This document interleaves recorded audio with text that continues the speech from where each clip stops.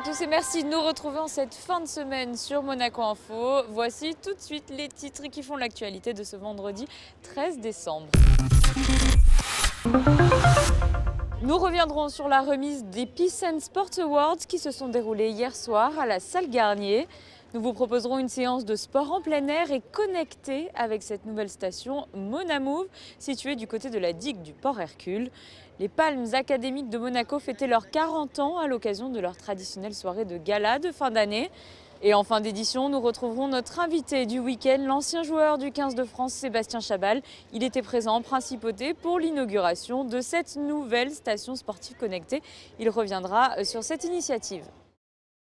Les Peace and Sport Awards ont été décernés hier soir. Ils récompensent les organisations et les individus qui ont apporté une contribution exceptionnelle à la paix dans le monde à travers le sport. La cérémonie s'est déroulée à la salle Garnier en présence notamment du couple princier. Le reportage de Dominique Poulain. Au fil des années, les Peace and Sport Awards sont devenus une référence dans le mouvement de la paix par le sport. Cette année, la remise des prix se déroule à Monaco, à l'Opéra Garnier. Les lauréats ont un point commun. Ils mènent des projets représentatifs de la capacité du sport à réconcilier des communautés divisées ou opposées. C'est le leitmotiv de Peace and Sport qui entend promouvoir la paix en utilisant le pouvoir du sport. Il a fallu convaincre des dirigeants sportifs qui pouvaient être des acteurs de paix et pas seulement des développeurs du sport. Et puis convaincre les leaders gouvernementaux que le sport, ce n'était pas forcément une dépense, mais que c'était un investissement. Et bien sûr, ça prend du temps. Il faut mobiliser des gens, il faut qu'ils soient convaincus, il faut qu'ils deviennent des militants. Il faut structurer les approches, il faut valider les meilleures pratiques. Il faut créer ensuite un club d'ambassadeurs qui puissent porter le message. Les champions sont les mieux placés pour ça. Parce qu'ils ont leur aura dans leur sport, ils ont la neutralité de fait. Donc on n'est jamais accusé d'avoir des arrière-pensées, quelles qu'elles soient au plan politique. On est là pour faire de l'unité à partir de la neutralité du sport. Parmi les awards les plus prestigieux, celui du champion de l'année. Il est décerné au rugbyman sud-africain Siya Kolisi, champion du monde en titre et premier capitaine de couleur des Springboks en 126 ans d'histoire. Le prince Albert II remet l'award de l'action diplomatique au comité olympique de Bosnie-Herzégovine et au maire de Sarajevo et Sarajevo-Est. La princesse Charlène remet celui du prix spécial du jury au FC Barcelone Fondation d'Eric Abidal. Pierre Casiraghi et Boris Herman, skipper de Malizia, se voient décerner un prix pour leur contribution à la recherche, à la protection de l'environnement et à l'éducation des jeunes. Aujourd'hui, Peace and Sport peut compter sur un collectif de plus de 100 sportifs de haut niveau engagés en faveur du mouvement pour la paix. Parmi ces sportifs, Didier Drogba, considéré comme l'un des meilleurs footballeurs africains de tous les temps. Il n'hésite pas à s'engager sur le terrain pour mettre sa notoriété et son expérience au service de la paix par le sport. Vous savez, dans les zones où les gens n'ont pas trop de moyens, on fait preuve de beaucoup d'imagination. Et par exemple, moi par exemple en Côte d'Ivoire, dans ma jeunesse, on jouait au foot, on prenait des sacs plastiques, on les rembourrait dans un grand sac un peu plus solide et ça devenait le ballon. Et on faisait ce qu'on appelait un tournoi avec un trophée, sauf qu'on n'avait pas les moyens de s'acheter le trophée. Donc on prenait une bouteille comme ça en plastique, on la coupe en deux, le haut comme ça et on achète des bonbons. Il y a une petite cotisation, on achète les bonbons et voilà, ça te fait un trophée.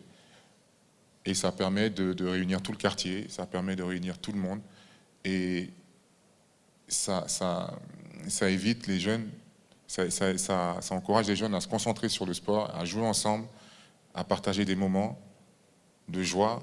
Ça les éloigne de la violence et puis de traîner un petit peu dans les rues. Par ailleurs, dans le cadre du 12e Forum international de l'organisation qui vient de se terminer à Monaco, Peace and Sport signe un partenariat avec la Fondation Princesse Charlène pour promouvoir les activités sportives auprès des enfants. Vous l'avez peut-être remarqué si vous avez fait un tour du côté de la digue du Port Hercule, l'esplanade Stefano Casiraghi s'est dotée désormais d'une nouvelle station sportive connectée et d'un espace parcours. Émilie Rousseau a assisté à l'inauguration des lieux en présence notamment de l'ancien rugbyman Sébastien Chabal. Monamove, c'est son nom. Cette nouvelle station sportive a été inaugurée au pied du Fort Antoine.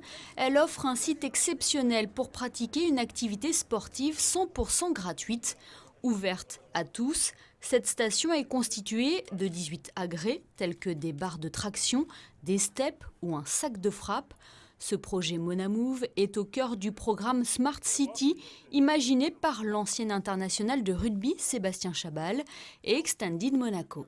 C'est vraiment un vrai beau projet de ville intelligente, de Smart City, qui allie un service, qui est le service du sport pour tous, à de l'intelligence et de la technologie pour permettre d'avoir une expérience décuplée et pour permettre à chacun de se mettre ou de se remettre ou de pratiquer encore plus le sport, qui est une activité très agréable et très importante dans la vie de tous les jours. Monamove propose une nouvelle façon de faire du sport en principauté et grâce à l'application qui porte le même nom, un coach vous accompagne. Les exercices et programmes sont accessibles à tous. Ils ont été conçus par Sébastien Chabal et son équipe. Cette application va guider l'usager et lui montrer un certain nombre d'exercices et un certain nombre de programmes adaptés à son souhait d'amincissement, de tonicité et à son niveau, débutant, intermédiaire, confirmé. Mais c'est surtout la vraie intelligence de cette plateforme, c'est qu'il y a des capteurs partout à l'intérieur de cette plateforme qui vont permettre de mesurer en temps réel l'activité de l'usager et du sportif.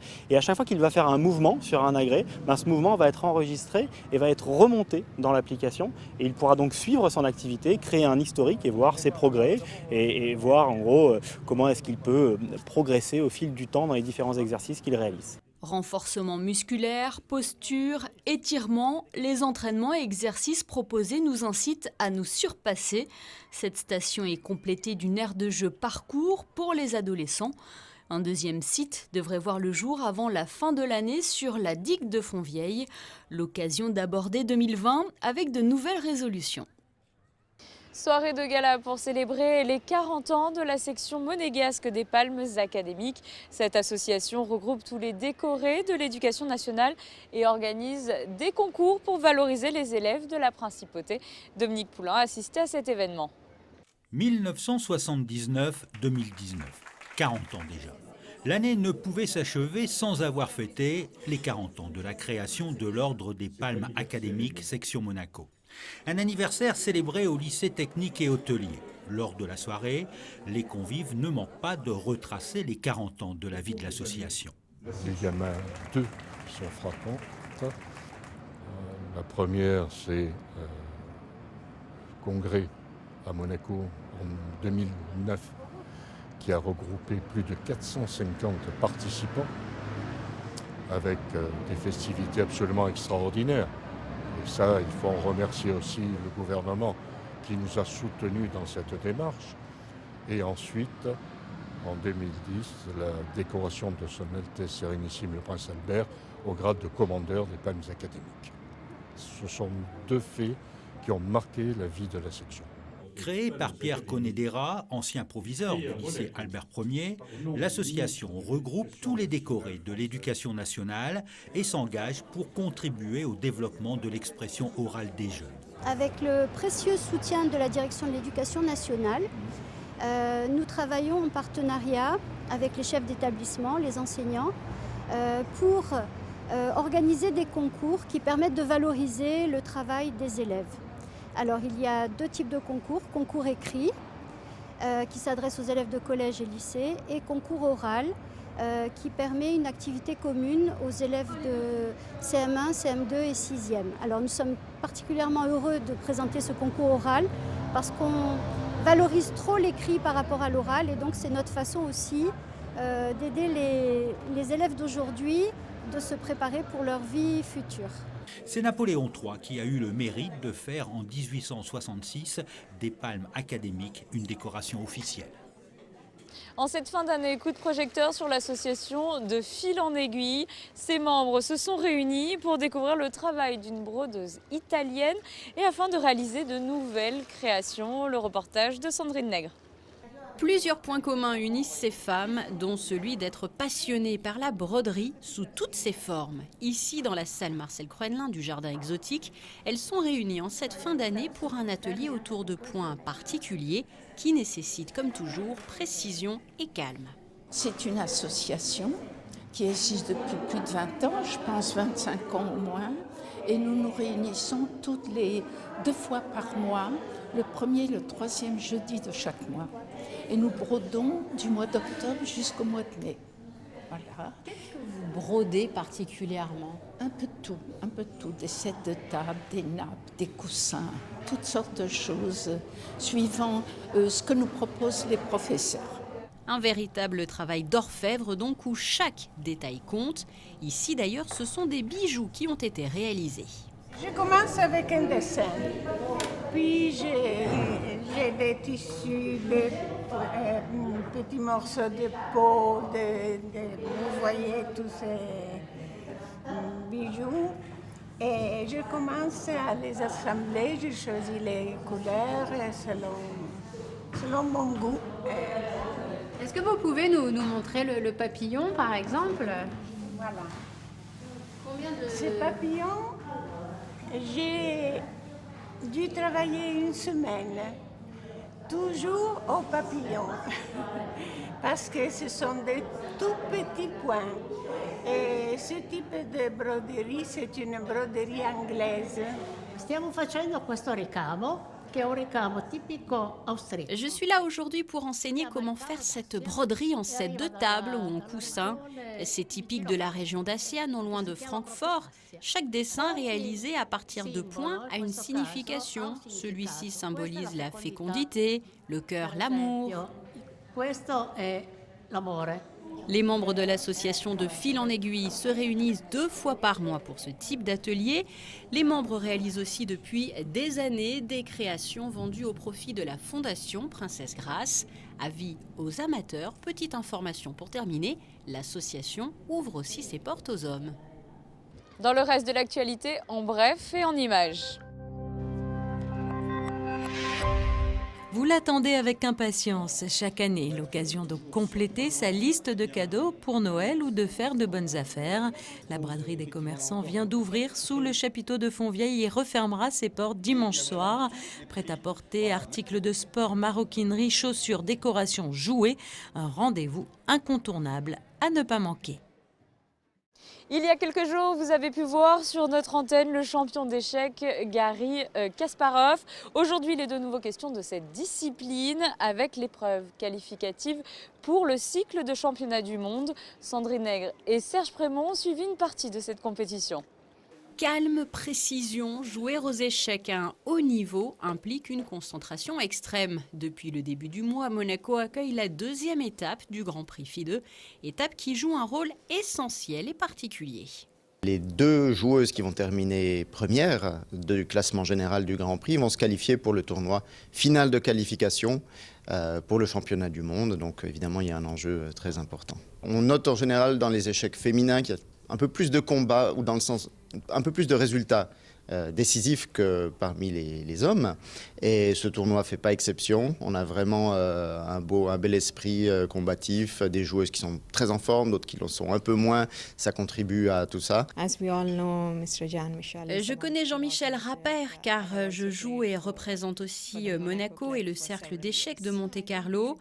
Pour jouer, il faut beaucoup de stabilité, être en bonne forme pour espérer remporter une partie. Et puis, très sincèrement, ne pas négliger non plus le facteur chance. Autour de toutes ces joueuses qui viennent donc du monde entier, plusieurs personnes qui poursuivent des missions indispensables. Là, le rôle de l'arbitre sur ce type de compétition va être limité essentiellement au rapport entre l'organisateur et les joueuses. On va servir de relais pour tout ce qui est conditions de jeu, parce qu'on veille vraiment au confort des joueuses. Elles doivent être dans des conditions parfaites, aussi bien sur la température, la lumière, le son, qu'elles ne soient pas dérangées, puisqu'elles doivent être absolument concentrées. On a affaire à des sportives, mais aussi des sortes d'artistes de haut niveau. Il faut réviser régulièrement et s'adapter à toutes les nouveautés qui arrivent. Par exemple, on est obligé de gérer à peu près 2000 parties par semaine, 2000 nouvelles parties. Donc il y a une base énorme qu'il faut savoir gérer. Donc la connaissance, la vitesse, c'est le 2e. Et la 3e, c'est l'algorithme. L'algorithme, c'est la même chose qu'un ordinateur. Rendez-vous ce week-end pour la fin de la compétition, à suivre d'ailleurs en direct si vous le désirez sur Chess 24. Passons au football. Pour la 18e journée de Ligue 1, Monaco se déplace ce week-end à Angers. Les enjeux de cette rencontre avec Frédéric Elion. À 2 journées du terme de la phase aller, Monaco est 11e à 4 points du podium et 2 points du top 5. Après 2 victoires consécutives à Toulouse puis face à Amiens, les joueurs de Leonardo Jardim ont l'intention de prolonger cette série et décrocher un 3e succès d'affilée en Ligue 1, ce qui serait une première cette saison. Pour cela, il faudra ramener quelque chose d'Angers, une équipe qui compte le même nombre de points que l'ASM, mais en perte de vitesse avec 3 défaites consécutives, mais aussi très difficile à manœuvrer chez elle. Je pense qu'Angers, il a progressé aussi ces dernières 4 ans, avant jouer plus direct sur les joueurs de grande taille. Aujourd'hui, un jeu plus dynamique, un peu plus de possession de ballon. C'est toujours une équipe très très forte quand il joue chez Louis. Nous veut faire plus. C'est ça, plus moyenne de points. Et c'est pour ça que c'est important d'enchaîner plus de victoires, continuer à enchaîner des points pour continuer toujours à augmenter, améliorer le classement. Avec 11 buts inscrits en 14 journées de championnat, Wissam Ben Yedder trône en tête du classement des buteurs. L'international français forme un duo redouté et redoutable avec Slimani, mais fait passer le collectif avant tout. Je ne me focalise pas sur le classement des buteurs ou d'être meilleur buteur ou quoi que ce soit aujourd'hui. L'idée première c'est le collectif, de pouvoir enchaîner les performances match après match et de pouvoir jouer les 5 premières places. Aujourd'hui, c'est ça qui est le plus important. Après forcément, je suis content quand je marque et que l'équipe gagne. Wissam Ben Yedder pourra retrouver samedi soir à Angers son compère Islam Slimani qui a purgé sa suspension. Diego Benaglio et Stevan Jovetic ont repris avec le groupe. On le connaissait plutôt sur un terrain de rugby. Émilie Rousseau a rencontré l'ancien joueur du 15 de France, Sébastien Chabal. Il était de passage en Principauté pour le lancement d'une nouvelle station sportive connectée que vous avez pu voir précédemment dans cette édition. Il nous en parle plus en détail.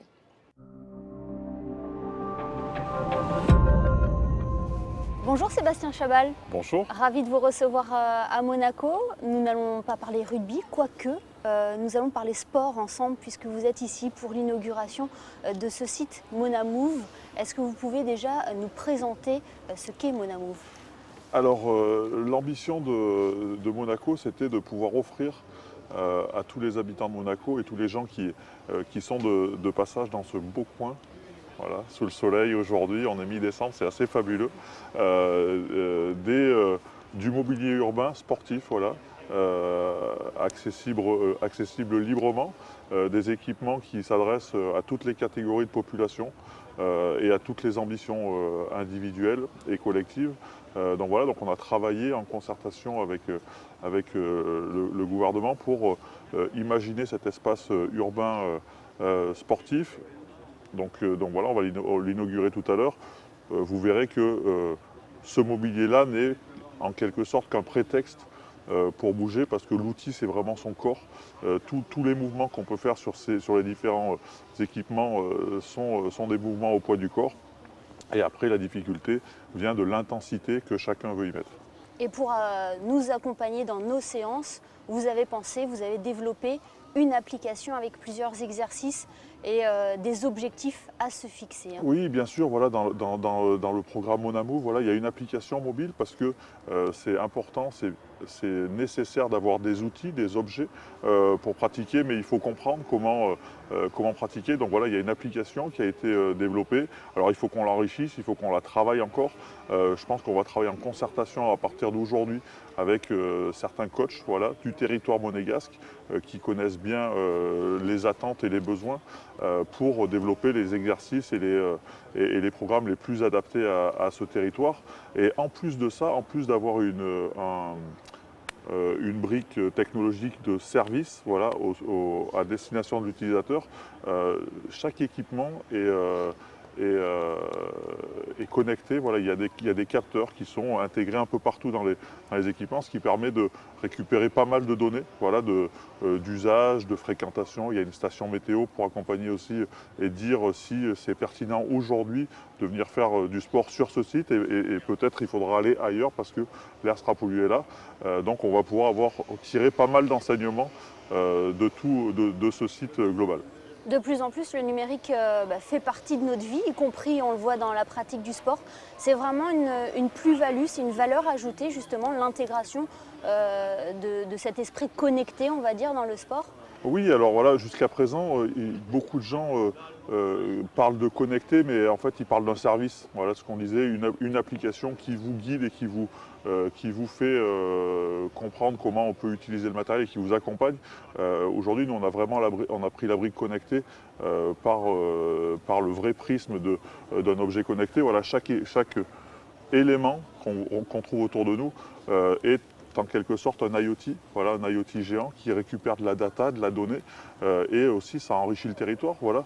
Demain, peut-être une start-up monégasque va venir et aura besoin de données, donc voilà, on va leur mettre à disposition ces données, cette data, et ils vont inventer de nouveaux usages pour les utilisateurs. Et c'est ça qui est génial avec les capteurs. Voilà. Et au niveau sportif aussi, ça nous permet de nous surpasser encore plus, d'avoir un coach connecté, on va dire, et puis de comprendre aussi les exercices que l'on fait et puis la plus-value que ça va nous apporter. Comprendre, l'applicatif nous permet de comprendre, en fait, de voir et d'exécuter correctement. Et après, pour ceux qui ont envie de dépasser leurs objectifs, de voir leur progression, ça leur permet, plutôt que de noter sur un calepin ce qu'ils ont fait, ce qui est compliqué, voilà, ils ont leur suivi personnalisé qui est dans l'applicatif. Et d'autant plus généralement, c'est la pratique sportive qui est mise en valeur parce que c'est important aussi de faire du sport et vous en savez quelque chose, même si vous êtes désormais retraité. C'est le plus important. Voilà, moi, quand j'ai lancé cette initiative il y a déjà quelques années, d'imaginer des équipements qu'on puisse offrir et mettre à disposition du grand public, c'était vraiment pour promouvoir et accompagner la pratique. Voilà, moi j'ai eu la chance de jouer dans des beaux stades, d'avoir des équipements pour m'entraîner et c'est vrai que c'est valorisant, c'est encourageant et l'applicatif nous permet de nous accompagner. Mais si on n'a rien, on se dit non, il n'y a pas grand chose donc je ne fais rien. Aujourd'hui, les Monégasques n'ont plus d'excuses. Voilà, il y a un site qui est installé ici, il y a un deuxième site qui va être installé très bientôt du côté de Fontvieille. Donc les Monégasques ne pourront pas dire on n'a pas d'outils pour pratiquer. Je crois que c'était aussi la volonté de Monaco d'installer les équipements parce qu'il n'y avait pas grand-chose. Donc voilà, c'est chose faite et puis on va continuer, je pense, plus tard à déployer un peu de partout. Et dans un cadre exceptionnel. Ouais, c'est cool. J'ai vu qu'il y en a qui nagent. Là, on est au mois de décembre. Je trouve ça assez fou. C'est sûr que là, le bain de Noël est un peu plus plaisant que de le faire du côté dans le Rhône à Lyon, c'est pas super. Oui, non. Ouais. Non, on va l'éviter. Mais vous êtes le bienvenu, en tout cas, si vous voulez participer au bain de Noël cet hiver à Monaco. Je vais y réfléchir. Il faut que je voie la température de l'eau quand même. Ouais, on va aller goûter ça. Merci beaucoup. Merci à vous. Et à très vite. Merci. Voici pour l'essentiel de l'actualité en principauté. Un mot de météo à présent. Un week-end mitigé se partageant entre éclaircies et passages nuageux. Lundi, la pluie fera son retour, légère accalmie mardi et de nouveau des averses et des orages mercredi et jeudi. Du côté des températures, le thermomètre oscillera entre 17 et 6 degrés. C'est la fin de ce journal. Merci de nous avoir suivis. Je vous souhaite à tous une excellente soirée sur Monaco Info.